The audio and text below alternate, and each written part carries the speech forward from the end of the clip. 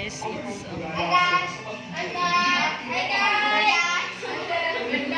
ayan ang gulo-gulo ng mga estudyante ko. Okay, from grade 7 dito sa Inak High School. So ayan, sila it's recess time para sila na kumakain ng kanin. So ayan, so 31 lahat ang estudyante ko. So ang dami ang gulo nila.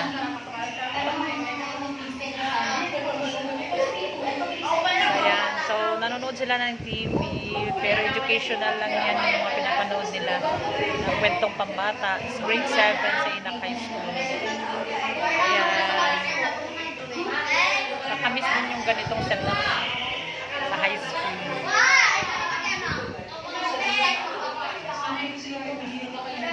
Ayan, ang gulong.